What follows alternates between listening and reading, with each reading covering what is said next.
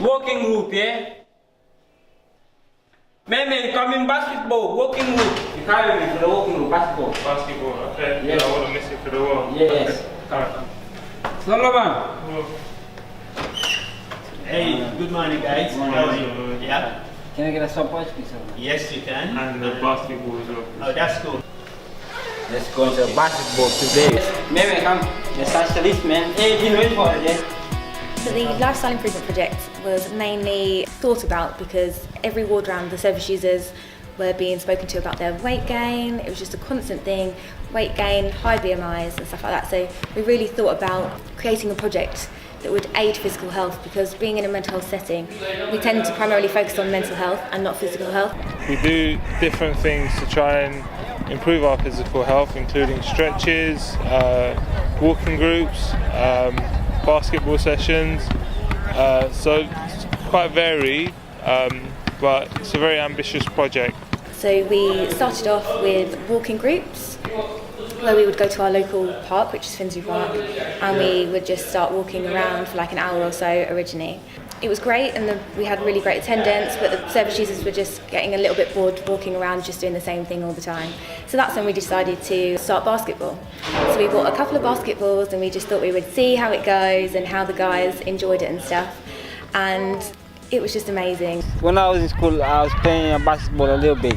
But when I started coming to the walking group, I started doing proper physical, proper basketball.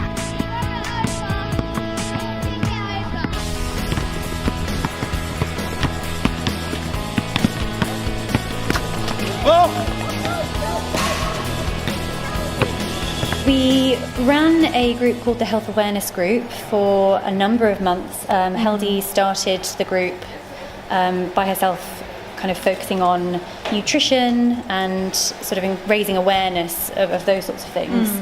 And then I kind of joined so that we could make it a bit more collaborative, not just in terms of OT and psychology, but merging physical and mental health and kind of making it about mental health awareness as well as physical health awareness. And how the two interact. Exercise, yeah. Absolutely. And esteem, you said before, confidence and things, yeah.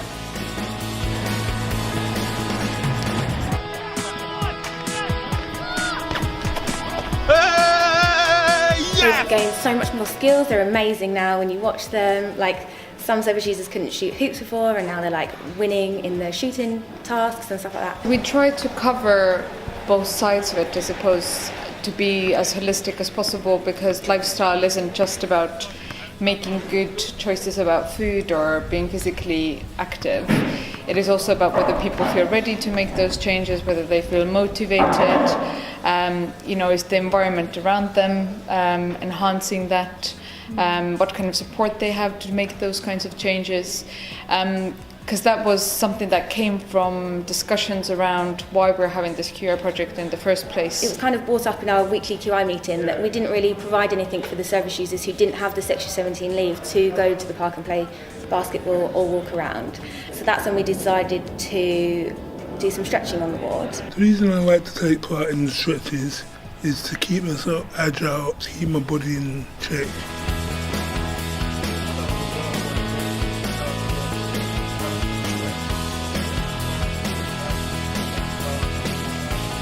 And originally us staff members would lead it each time and we just used to do it once a week. But again, we had great involvement from the service users and the staff in that. So we decided we would increase it and now we do it 5 times per week. We got the sports therapist to come up and actually train the service users to safely stretch.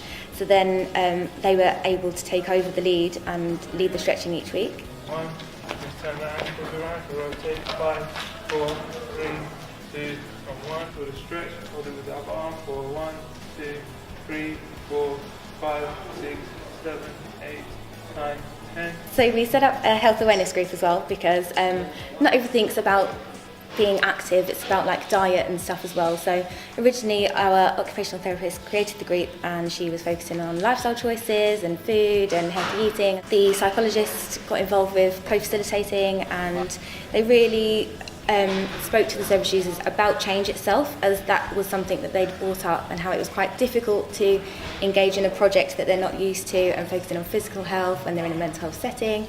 So that kind of was like an educational group alongside the physical activity that the guys do.